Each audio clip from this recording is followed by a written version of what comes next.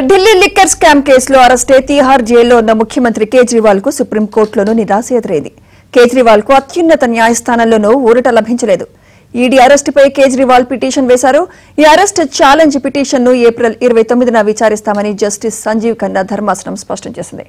అదే సమయంలో కేజ్రీవాల్ అరెస్టుపై ఈడీకి నోటీసులు జారీ చేసింది సుప్రీం ధర్మాసనం. ఏప్రిల్ 24వ తేదీలోపు సమాధానం చెప్పాలని ఈడీని ఆదేశించింది సుప్రీంకోర్టు. ఈ మేరకు పిటిషన్ దాఖలు చేయాలని సూచించింది.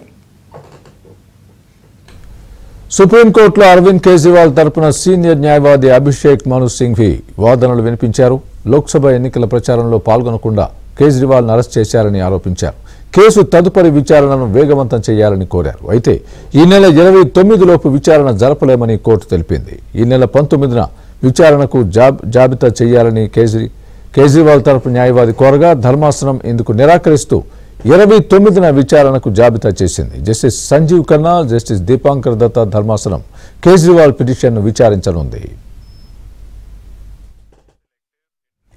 మద్యం పాలసీ కుంభకోణంలో తన అరెస్టును సవాల్ చేస్తూ కేజ్రీవాల్ ఢిల్లీ హైకోర్టును ఆశ్రయించగా ఉపశమనం కల్పించేందుకు కోర్టు నిరాకరించింది. దీంతో ఆయన సుప్రీంకోర్టును ఆశ్రయించారు. మద్యం పాలసీ కేసులో మార్చి 21న అరవింద్ కేజ్రీవాల్ అరెస్ట్ అయ్యారు. ప్రస్తుతం ఆయన జ్యుడిషియల్ కస్టడీలో తిహార్ జైల్లో ఉన్నారు.